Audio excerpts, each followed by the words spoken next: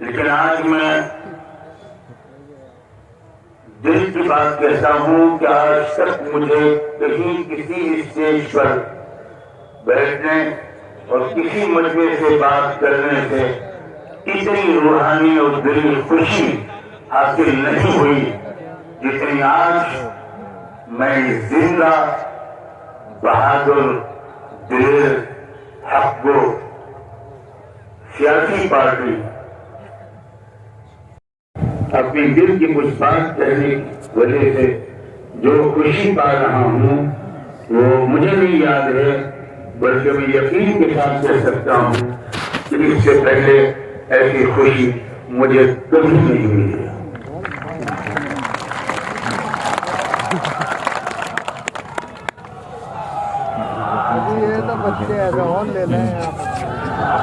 جہاں تک سیاسی پارٹیوں کا سوال ہے،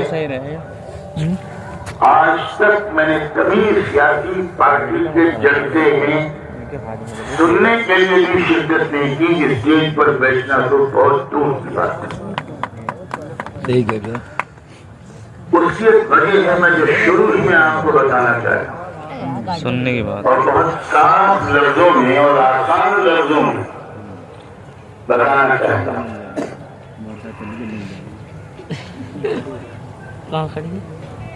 آزادی سے 10-11 سال پہلے ملک کا مستقبل کیا ہوگا،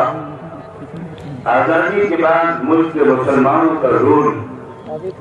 ملک کے مسلمانوں کا کردار، ملک کے مسلمانوں کا طرز عمل کیا ہوگا،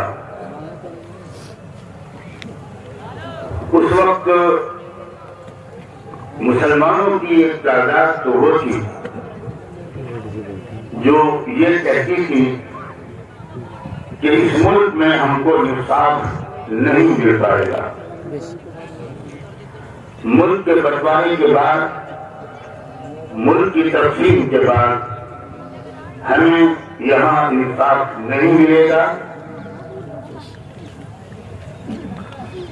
ہمیں انصاف کو قائم کرنے اور پانے کے لیے ایک الگ ملک چاہیے ہوگا۔ کچھ لوگ تو وہ تھے جو پورے خلوص کے ساتھ یہ رائے رکھتے تھے، میں بڑے اعتماد کے ساتھ کہہ رہا ہوں کہ پورے خلوص کے ساتھ وہ یہ رائے رکھتے تھے۔ ایسا نہیں ہے کہ وہ انگریزوں کے ایجنٹ تھے، ایسا نہیں ہے کہ وہ کوئی ایجنٹ نہیں ہے، دلال قسم کے ملت فروش قسم کے لوگ تھے، جیسا کہ آج کل بہت کہا جاتا ہے اور سب سے زیادہ مغربی یوپی میں کہا جاتا ہے۔ اور دوسری طرف وہ لوگ تھے جو پورے خلوص کے ساتھ، اتنے ہی خلوص کے ساتھ یہ کہتے تھے کہ یہ غیر عملی بات ہے، نان پریکٹیکل اپروچ ہے، سارے ملک کے لوگ دوسرے ملک میں منتقل نہیں ہو پائیں گے اور اسلام بدنام ہوگا۔ آپ اسلام کے نام پر ملک بنائیں گے لیکن اسلام پر عمل نہیں کر سکیں گے، اسلامی نظام کے مطابق وہاں سب کو انصاف نہیں دے سکیں گے، وہاں کے کمزوروں پر، وہاں کی مائنورٹیز پر وہاں کی ظلم ہوگا۔ یہاں جو ظلم ہوگا مائنورٹیز پر ہو، کرسچن پر ہو، مسلمانوں پر ہو، سکھوں پر ہو، اوبیسیز پر ہو، شیڈول کاسٹ پر ہو، وہ سب ہوگا۔ ہم بھی مانتے ہیں کہ یہ سب ہوگا، اس کا بہت خطرہ موجود ہے، لیکن وہ اسلام کے نام پر نہیں ہوگا، اس سے اسلام بدنام نہیں ہوگا، لیکن اسلام کے نام پر اگر آپ کوئی الگ ملک بنائیں گے تو وہاں جو ظلم ہوگا، وہاں جو برائیاں ہوں گی، وہاں جو ناانصافیاں ہوں گی، وہ اسلام کے نام پر ہوں گی اور اس سے اسلام بدنام ہوگا۔ اس وقت جو لوگ ہمارے جو بزرگ، ہمارے جو اکابر اور محسنین،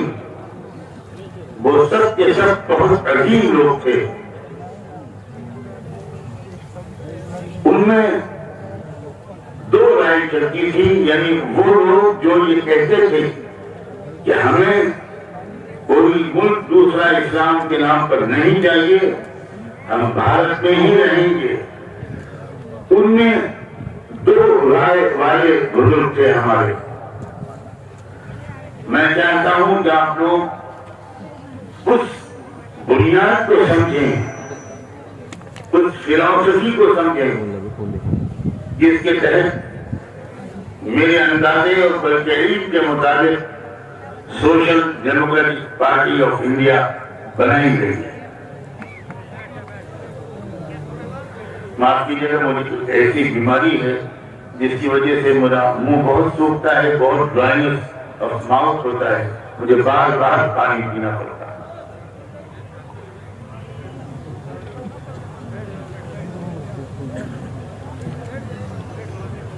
کچھ بزرگوں کی یہ رائے تھی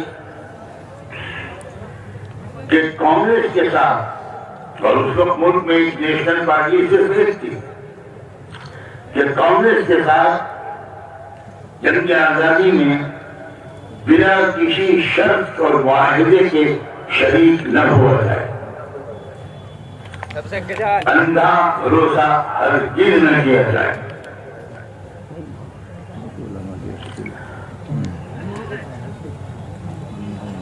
بلکہ پہلے ہم اپنی ایک پولیٹیکل پارٹی بنائیں جس میں ملک کے دوسرے کمزور طبقوں کو بھی برابر کا حصہ دیں، ان کے حق کے مطابق ان کو حصہ دیں،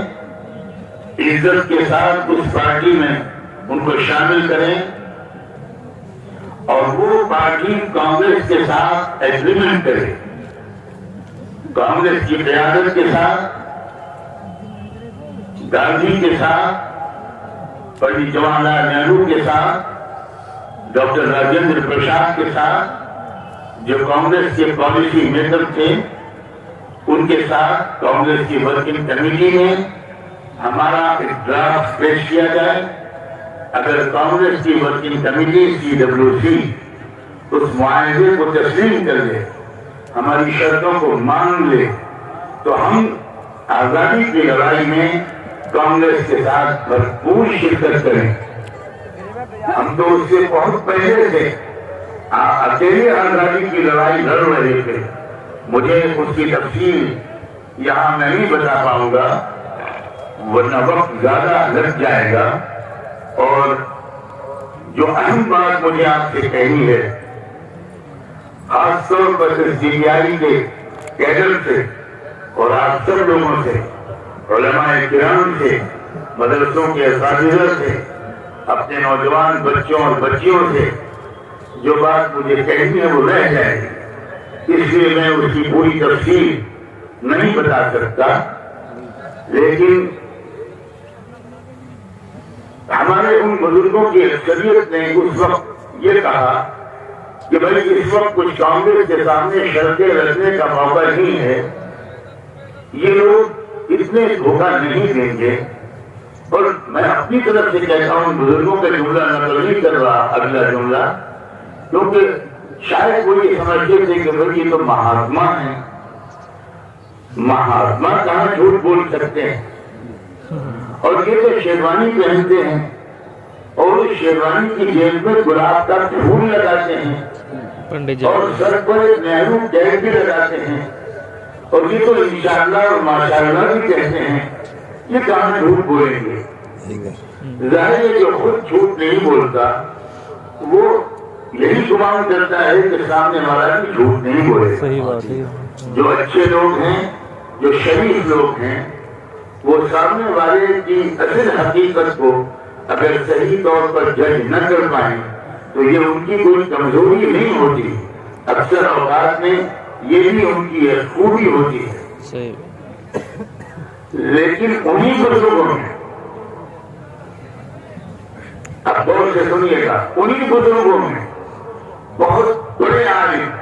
بہت بڑے اسلامی قانون کے ایکسپرٹ پوری دنیا میں شاید اس صدی میں اسلامی مسلم لا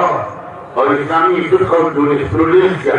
اتنا بڑا ایکسپرٹ نہ مصر میں موجود تھا، نہ سیریا میں، نہ مکہ میں، نہ مدینہ میں، کسی ملک میں اتنا بڑا عالم نہیں تھا جن کا میں نام لینے جا رہا ہوں۔ حضرت مولانا ابو المحاسن محمد سجاد صاحب امارت شرعیہ کے بانی، ان کی بالکل دوسری رائے تھی۔ وہ اسٹرانگلی یہ رائے رکھتے تھے کہ بغیر کسی شرط کے کانگریس کے ساتھ اشتراک عمل یہ خودکشی ہوگی، کسی قیمت پر ان کا اعتماد نہیں کیا جانا چاہیے۔ انہوں نے تو یہاں تک کہا بھی تھا اور لکھا بھی تھا کہ آج تم آزادی کی لڑائی ان کے ساتھ مل کر ان کی قیادت میں لڑ رہے ہو، تمہیں کو زیادہ شہادتیں دینی پڑیں گی، موت کے لیے تمہیں کو آگے بڑھائیں گے، انگریزوں کی پھانسیوں کے پھندے تمہیں کو زیادہ چومنے پڑیں گے، اور جیلوں سے لے کر کاروباری تک سب کی آزادی کا ذریعہ تمہیں بنو گے۔ لیکن جب ملک میں آزادی ہو جائے گی، ملک آزاد ہو جائے گا، تو یہی مہاتما اور یہی لوگ جو بڑے مقدس اور مہذب اور بڑے مذہبی اور دھارمک نظر آتے ہیں، یہ تم کو دھکا دے کے باہر نکال دیں گے اور پھر تمہارا قتل عام ہوگا۔ یہ الفاظ ہیں ان کے۔ مجھے حیرت ہوتی ہے ان کے ویژن پر، ان کی بصیرت پر، اور مجھے یاد آتا ہے رحمت العالم سیدنا محمد رسول اللہ صلی اللہ علیہ وآلہ وسلم کا یہ جملہ کہ اتقوا فراست المؤمن فإنه ينظر بنور اللہ۔ مومن کی، ایمان والے کی بصیرت، اس کے ویژن، اس کے فہم سے، اس کی سمجھداری سے ذرا ہوشیار رہنا، محتاط رہنا، اس لیے کہ وہ اللہ کی روشنی سے وہ سب دیکھ لیتا ہے جو تم عام لوگ نہیں دیکھ پاتے۔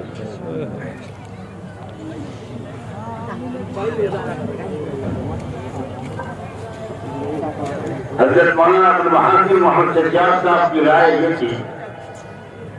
اس پر وہ آخر دم تک جمے رہے کہ اپنی سیاسی طاقت بناؤ اور پھر معاہدے کرو۔ جو معاہدہ پوزیشن آف اسٹرینتھ سے ہوتا ہے، جو معاہدہ مضبوط پوزیشن میں آنے کے بعد ہوتا ہے، اس معاہدے کو پورا کرتے ہیں سامنے والے لوگ، اور اگر وہ معاہدہ توڑتے ہیں، اگر وہ پیچھے ہٹتے ہیں، اگر وہ دھوکے اور وعدہ خلافی کا راستہ اختیار کرتے ہیں، تو پھر ان کو ہی اس کا نقصان بھگتنا پڑتا ہے۔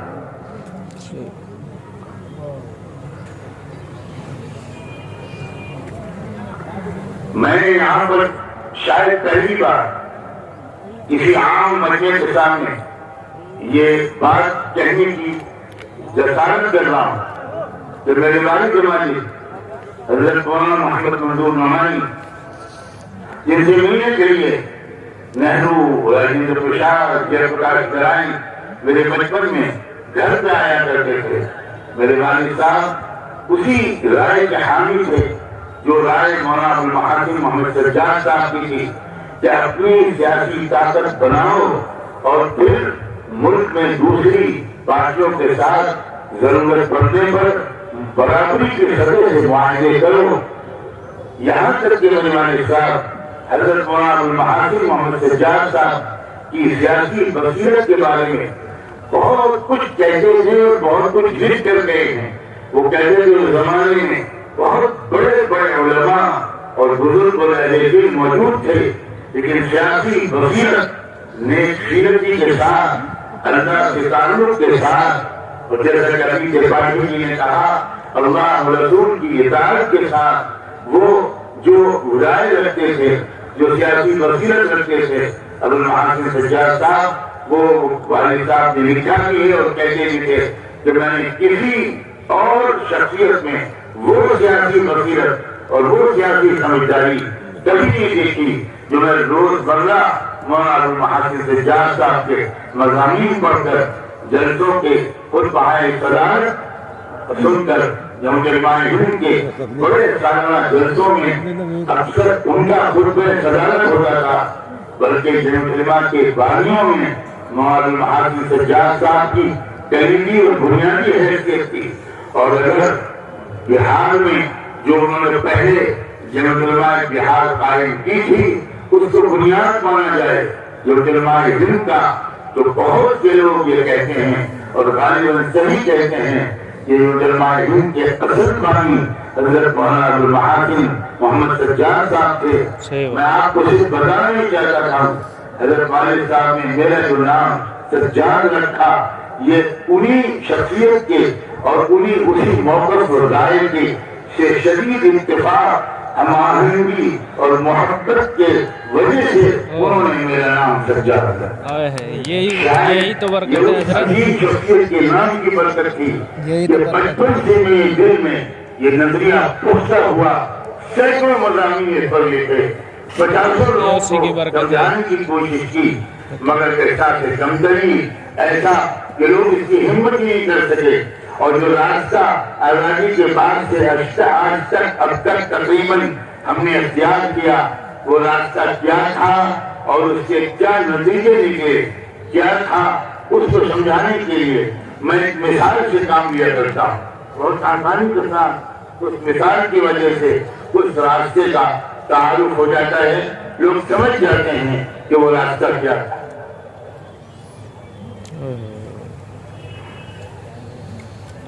مثال یہ ہے کہ ریلوے اسٹیشن پر ایک مسافر بھی ٹرین کا انتظار کرتا ہے، ریل کا انتظار کرتا ہے، اور ایک کوئی بھی ریل کا انتظار کرتا ہے،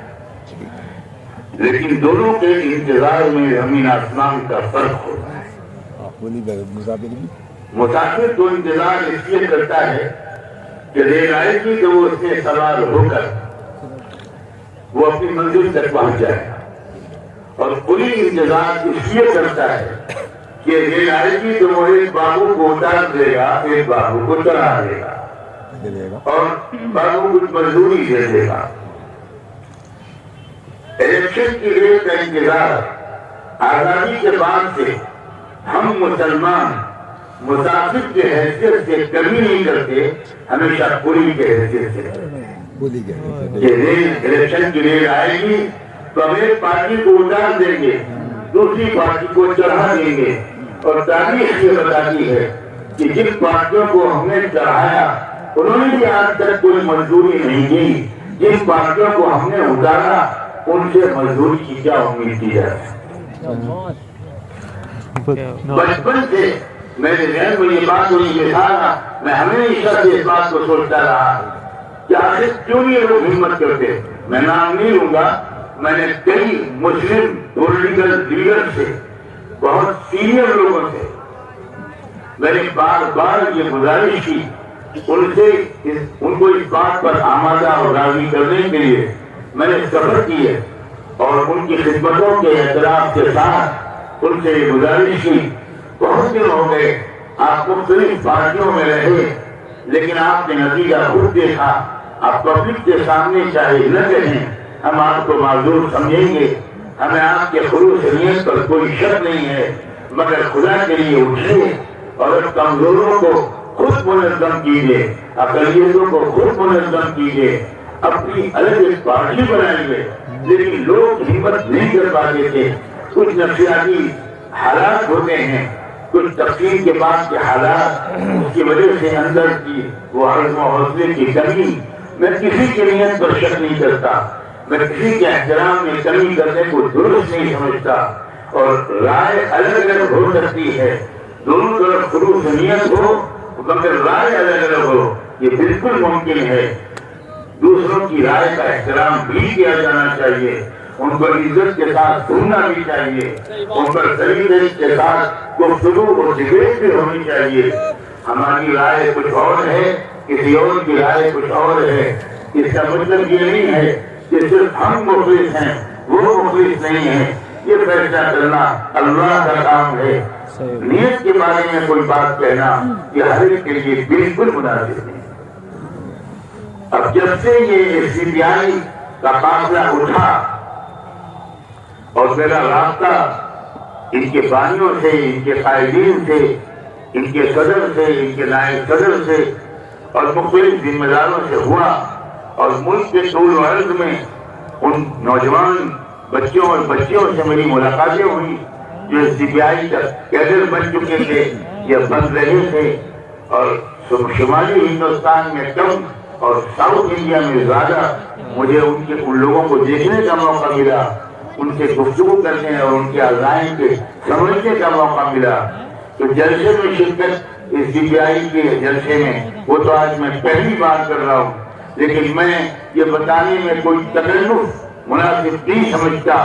کہ اس وقت سے مجھے نہیں لگتا کہ کوئی رات یا کوئی دن ایسا خالی گزرا ہو جس میں مجھ گنہگار نے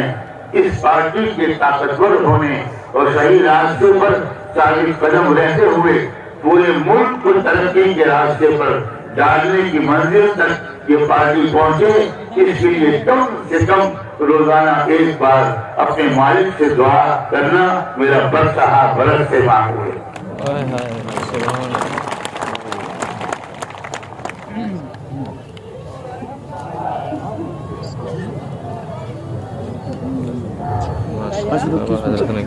مجھے سب سے زیادہ جو خوشی ہوتی ہے CBI کے اپروچ سے، ان کے ویژن سے، وہ یہ ہوتی ہے کہ یہ صرف مسلمانوں کی ترقی کی بات کبھی نہیں کرتے، یہ صرف مسلمانوں کو انصاف دلانے، مسلمانوں کے رائٹس اور حقوق کے تحفظ کی بات کبھی نہیں کرتے۔ میں نے وہ چھانٹ کر دیکھا ان کے دلوں میں، بہت گفتگو کی، مختلف انداز سے سمجھنے کی کوشش کی، اس لیے کہ صرف مسلمانوں کا خیر خواہ بننا، صرف مسلمانوں کی ترقی کی خواہش کرنا،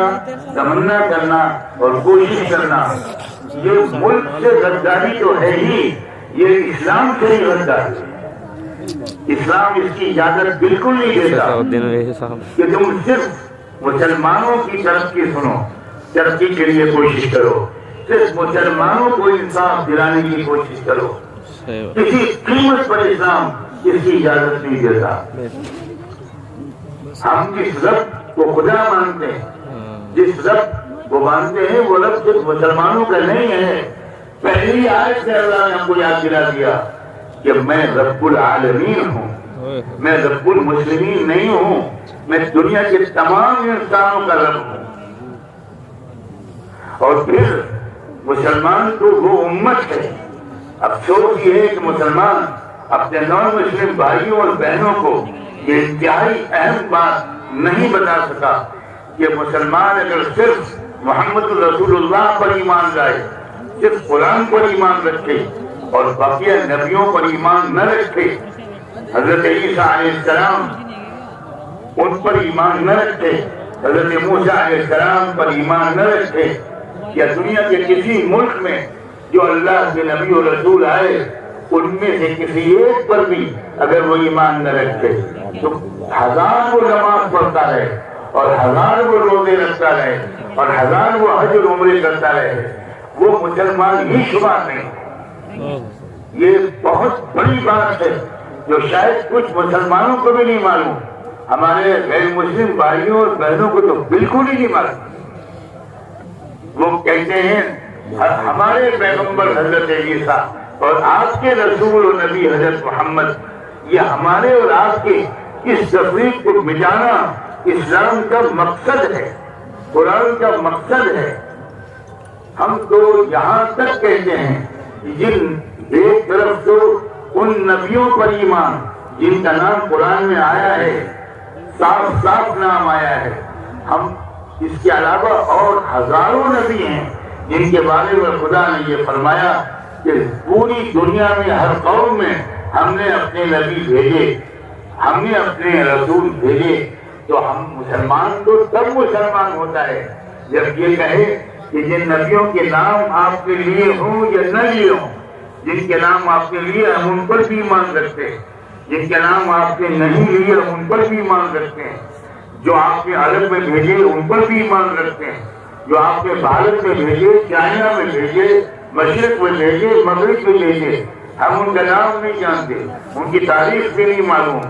ہم ان سب پر ایمان رکھتے ہیں۔ اور قرآن کی خصوصیت یہ ہے کہ اس کی کوئی ایکسپائری ڈیٹ نہیں ہے، اور قرآن نے ہمارا رشتہ پچھلی کتابوں سے مضبوط کیا ہے، جوڑا ہے، توڑا نہیں ہے۔ پچھلے نبیوں اور رسولوں پیغمبروں سے قرآن نے اور اللہ کے رسول صلی اللہ علیہ وآلہ وسلم نے ہمارے رشتے کو مضبوط کیا ہے۔ اس بنیاد پر اسلام کا یہ بنیادی حکم ہے کہ تم کوشش کرو تو سب کے لیے کوشش کرو، کوئی بھوکا نہ رہے، کوئی مظلوم نہ رہے، ہر ایک کو اس کے حقوق ملے، ہر ایک کو اس کی ڈگنیٹی اور عزت ملے۔ ارتقائی کے بارے میں میرا جب یہ یقین بنا کہ ارتقائی اسلام کی اس نقطہ نظر کو اچھی طرح سمجھ کر اٹھی ہے، اور اسی لیے اس نے اپنے نام کے ساتھ کوئی اسلامی لفظ نہیں لگایا، اس سے میسج غلط نہ چلا جائے، لوگ یہ سمجھے کہ اسے مسلمانوں کی پارٹی ہے، مسلمانوں کے لیے اٹھی ہے۔ اس نے وہ الفاظ چنے جس سے زیادہ ایک طرح سے کامن الفاظ شاید ہی کوئی ہو سکے، social democratic party of India.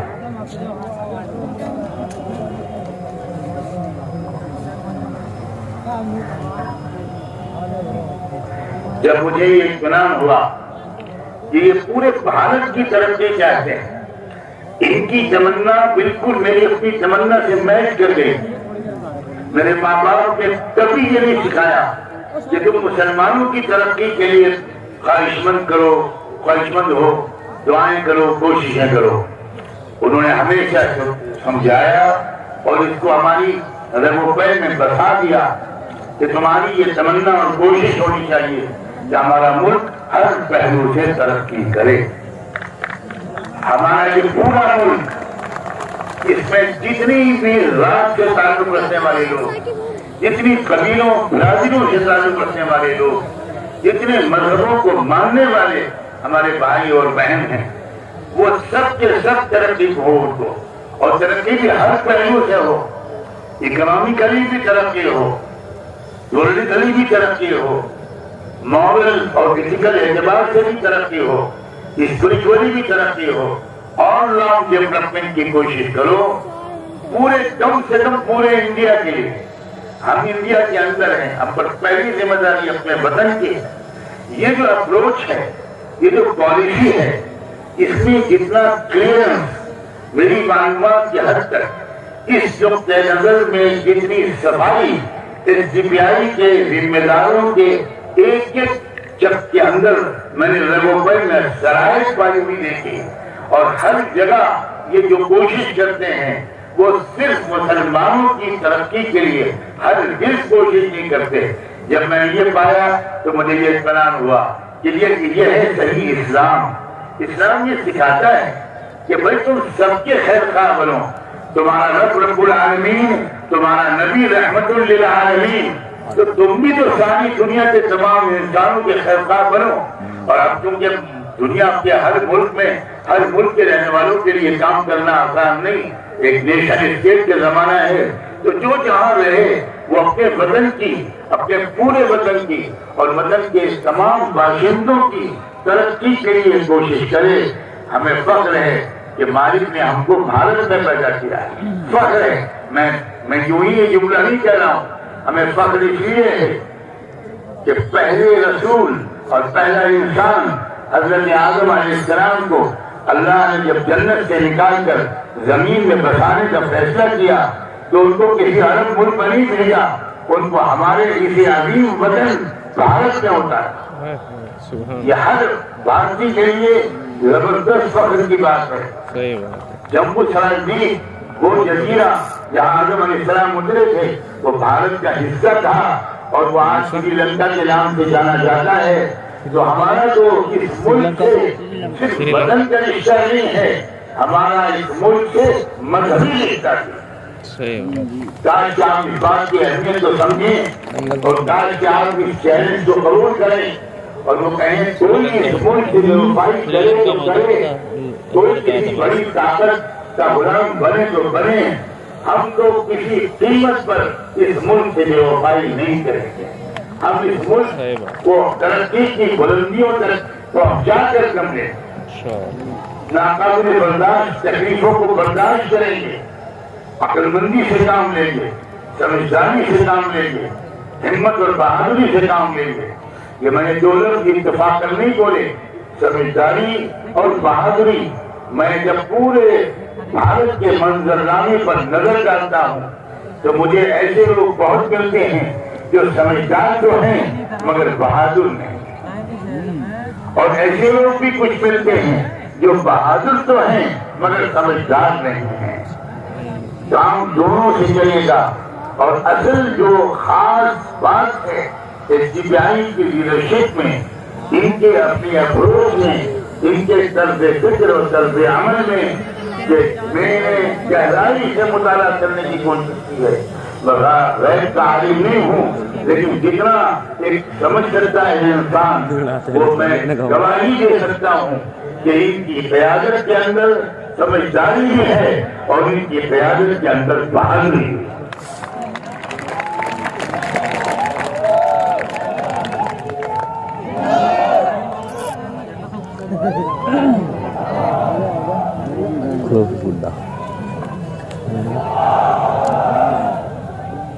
میں چاہتا ہوں, اور یہ میری دلی تمنا ہے, کہ آپ دور دور تک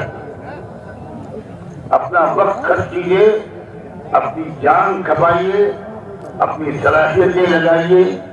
اپنا مال خرچ کیجیے, اور آپ SDPI کے اس پیغام کو,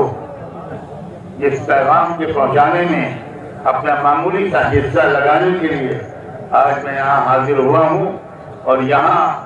میں ان سب کا بہت شکر گزار ہوں کہ انہوں نے بڑی محبت اور اصرار سے مجھے یہاں بلایا, اور اللہ کا شکر گزار ہوں کہ اس نے باوجود بہت کمزور صحت کے مجھے یہاں آپ کے درمیان پہنچا دیا. میں نوجوانوں سے کہتا ہوں خاص طور پر, اور نوجوان بچیوں سے بھی کہتا ہوں, تم ہمارے جگر کے ٹکڑے ہو, تم ہماری امت کا مستقبل ہو, تم ہمارے ملک کا مستقبل ہو. دور دور تک میں سچ کہتا ہوں, کاش کہ کسی کو برا نہ لگے, مجھے دور دور تک پولیٹیکل پارٹیز کے اندر ملک سے محبت کی مین بھی نظر نہیں آتی. لوٹ کھسوٹ اس کا ذریعہ بن گیا ہے پولیٹکس. یہ جو لفظ ہے پولیٹکس انگلش کا, یہ گریک لینگویج سے آیا ہے. میں اصل میں لنگوسٹک کا بہت بڑا طالب علم رہا ہوں. کون الفاظ کی فیملی ہوتی ہے, کون سا ورڈ کون سا شبد کس زبان سے چلا اور کن کن زبانوں میں کس طرح منتقل ہوا. تو یہ جو لفظ ہے کیا لفظ ہوتا ہے, یہ گریک لفظ ہے پولیٹی. اس کا مطلب گریک لینگویج میں ہوتا ہے کہ بائی ہک اور بائی کروک کسی بھی طریقے سے حکومت اور اقتدار پر قبضہ کرنا. اس کا اسلام سے اور انسانیت سے کوئی تعلق نہیں. جو اسلامی لفظ ہے وہ ہے سیاست. سیاست میں حکومت کا کوئی تصور ہی نہیں ہے. عربی میں سیاست کہتے ہیں ہیومن ریسورسز کو اور فائنینشیل ریسورسز کو, یعنی صلاحیتوں کو اور وسائل کو آرگنائز کر کے سوسائٹی کی آل راؤنڈ ڈیولپمنٹ کی کوشش کرو. یہ معنی سیاست ہے. اس معنی پر سیاست اسلام ہے اور اسلام سیاست ہے, اور سیاست بالکل ایک اعلیٰ درجے کی عبادت ہے. اس لیے اچھی طرح ذہن میں رکھتے بٹھائیے اس بات کو کہ یہ ملک کی بھی خدمت ہے, اور اگر آپ خلوص نیت کے ساتھ یہ خدمت انجام دیں گے تو اس سے آپ کو اللہ کی رضا ملے گی, دونوں جہان کی خوشیاں ملیں گی, اور دونوں جہان کی ذلتوں سے آپ بچے رہیں گے. میں بس اپنی اسی بات پر اکتفا کرتا ہوں. امید ہے کہ پورا میسج آپ کے ذہنوں میں بیٹھ گیا ہوگا. کیا مقصد ہے, کیا مشن ہے, اپروچ کیا ہے, سب کو ساتھ لے کر چلنا, سب کی ترقی کی کوشش کرنا, بے لوث اپنا ذاتی مفاد کچھ نہ ہو، اپنا جماعتی مفاد بھی کچھ نہ ہو، بلکہ انسانی مفاد، ملکی مفاد، اس مفاد کے لیے قربانیاں دینا، جان مال وقت اور صلاحیتوں کو خرچ کرنا۔ آج چند میں سے مجھے بہت یاد آئے، تھوڑی دیر پہلے جب میں اللہ سے دعا مانگ رہا تھا کہ مجھے کیا کہنا ہے اپنے ان نوجوانوں سے، ان قابل قدر سامعین سے، میں انہی شعروں کو سنا کر آپ سے اجازت لوں گا۔ جلتے ہیں دیے، جلتے ہیں دیے پاؤں، کوئی جاگ نہ جائے، چلتے ہیں دبے پاؤں،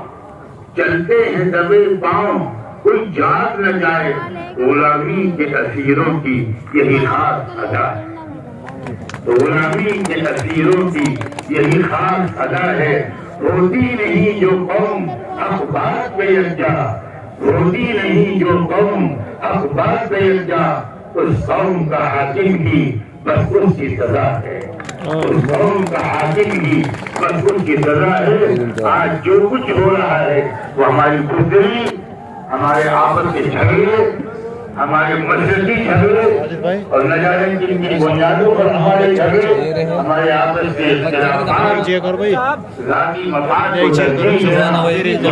قومی اور ملکی مفاد پر کسی وجہ سے ہم اس حال تک پہنچے ہیں کہ اب اس راستے پر چلیں گے جو آج آپ نے ہمارے پیشوں فاضل مقلدین سے خوب تفصیل سے سنا ہوگا۔ اس راستے پر چل کر آپ کو غلامی سے آپ کو بھی چھٹکارا ملے گا،